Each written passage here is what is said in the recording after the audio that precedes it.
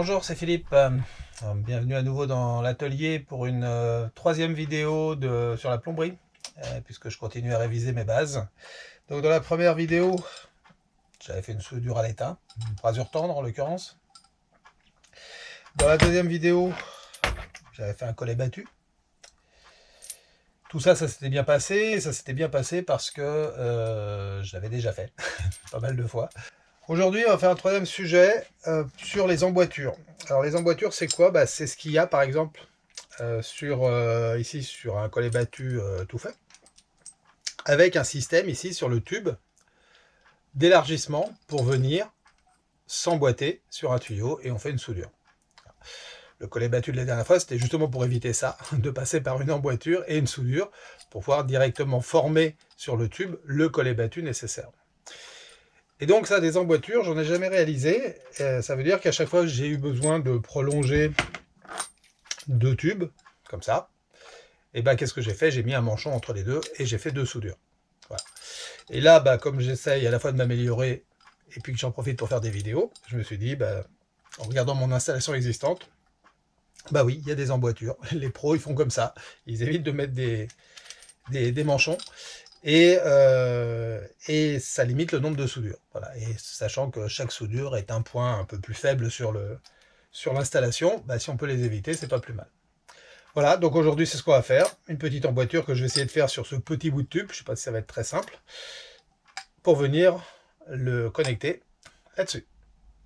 Alors pour faire cette emboîture, il va falloir donc élargir un des deux morceaux de tuyau. Moi je vais le faire sur celui-ci, de façon à ce que le diamètre intérieur de l'emboîture soit égal au diamètre extérieur du tube, pour que l'un rentre dans l'autre. Pour ça, il y a visiblement plusieurs solutions, j'en connais au moins deux. Une première qui est massivement utilisée par les pros, c'est la pince à emboîture, je crois que ça s'appelle comme ça. Et donc, comme son nom l'indique, c'est fait pour. Donc c'est une pince qui élargit assez facilement le tuyau et qui le fait très régulièrement, sans effort. Sauf une pince comme ça, ça vaut, j'ai regardé vite fait, je mettrai quelques incrustations peut-être, ça vaut au moins 250 € si j'ai bien vu.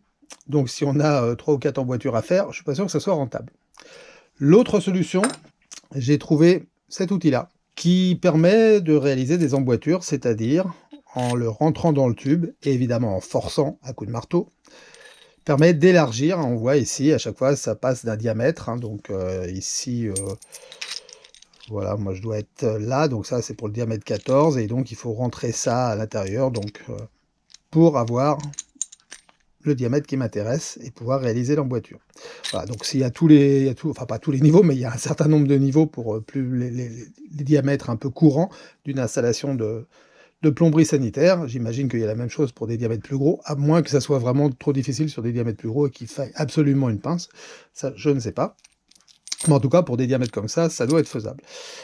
Alors là, contrairement aux autres manips, ça je ne l'ai jamais fait. Je l'ai acheté, je ne l'ai pas testé. Je l'ai juste voilà, positionné pour voir ce que ça faisait.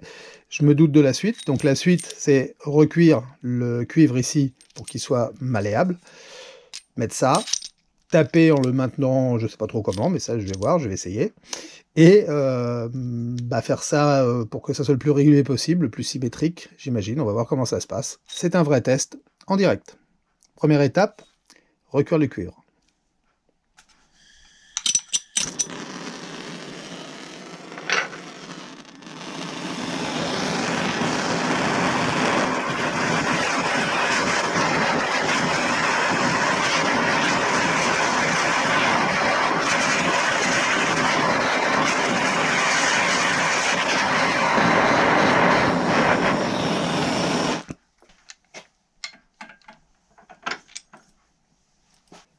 Et donc maintenant, il va falloir taper, essayer de faire rentrer ça à l'intérieur. Alors la question là est comment tenir ça. Alors en plus ce bout de tuyau est très petit, si j'avais un morceau plus long j'aurais plus de prise. Là en plus avec le collet battu et l'écrou c'est pas forcément évident. Alors, déjà je vais mettre un gant pour avoir une meilleure prise. Et puis je sais pas, on va y aller comme ça, on va voir ce que ça fait.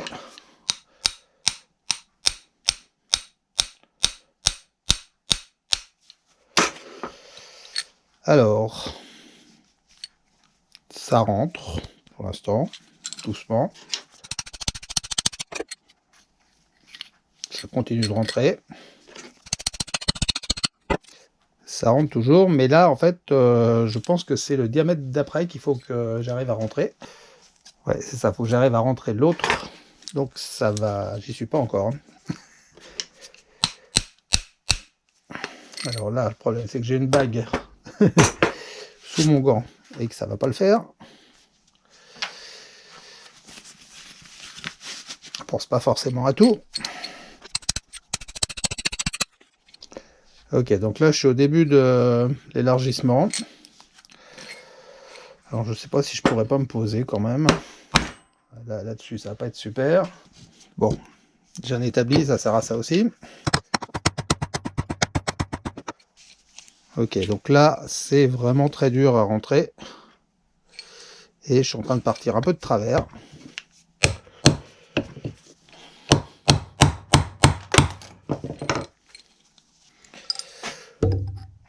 Donc là, on voit que c'est le bon diamètre, hein, sauf qu'il faut que j'arrive à l'enfoncer beaucoup plus.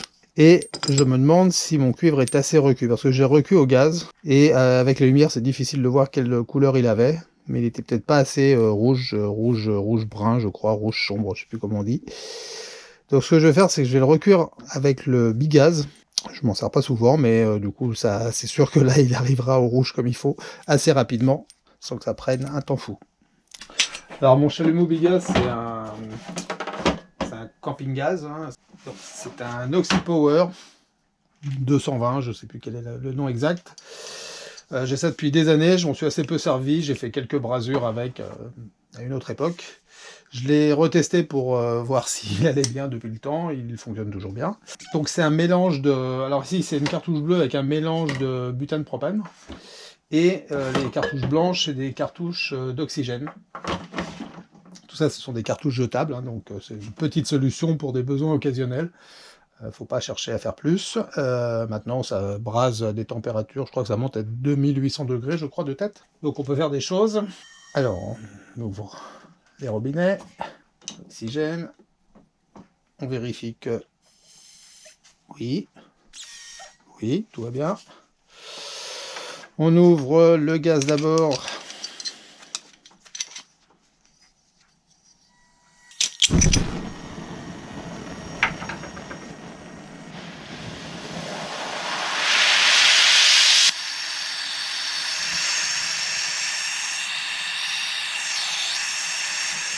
Voilà. Et là, normalement, vous allez voir que ça devient rouge. Alors là, c'est la petite buse. Il faudra peut-être que je mette une buse plus grosse. Mais enfin, voilà. C'est celle qui était installée. Voilà, ça va devenir rouge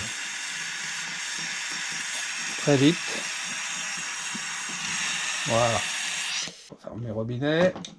Et je purge mes tuyaux. Bien, et donc, retour. Ici. Alors, ça partait dans quel sens? Comme ça, que je fasse attention.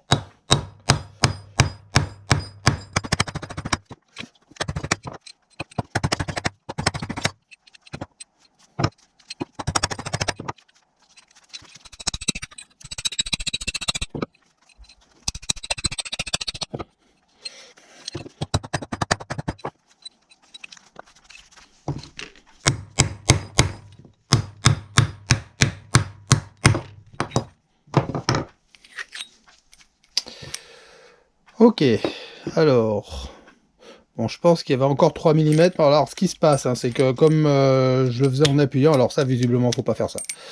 Parce que là, le tuyau, vu qu'il est recuit, alors j'ai peut-être recuit un peu large. Aussi, bon, il avait déjà été recuit pour le collet battu, donc peut-être que ça explique aussi la chose. Mais là, le tuyau, il est en train de partir un peu en zigzag. Bon, par contre, au niveau de l'emboîture, ça marche, en tout cas. Ça fait le bon diamètre.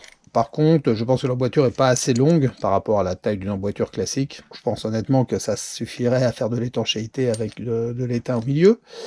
Mais voilà, je suis pas hyper satisfait. Comme c'est parti un peu en biais, je pense que ça s'est un peu évasé, donc j'ai un peu de jeu. Donc, bon, essai moyen, on va dire.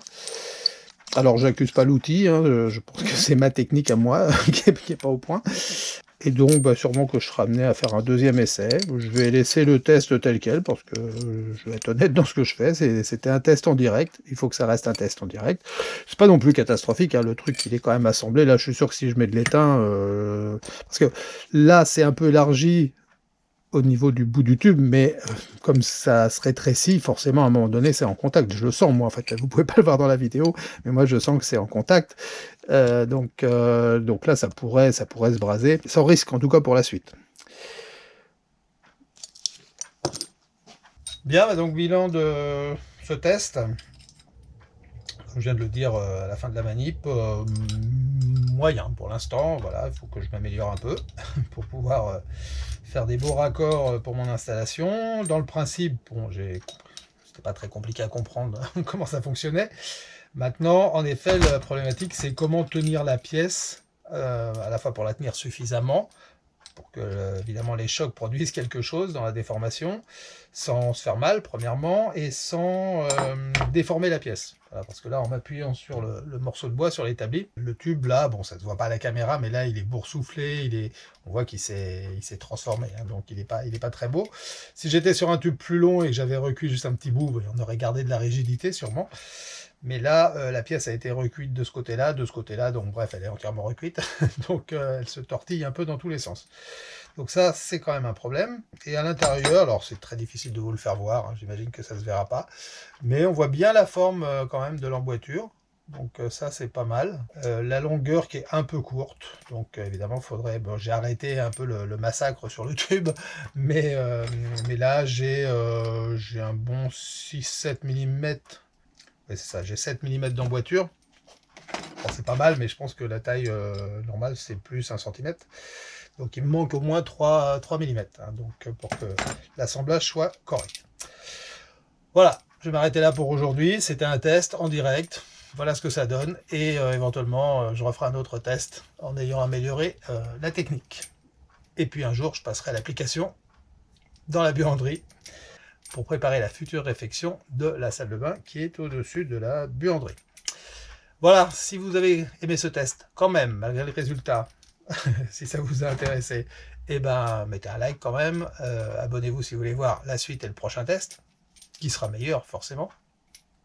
Et puis de temps en temps, vous jetez un œil sur Instagram, ça permettra de voir quand est-ce qu'il y a des nouvelles vidéos qui sortent, et de quoi ça parle, et puis d'autres trucs que je ne mets pas en vidéo, mais qui sont sur Insta. Voilà, à bientôt. Salut!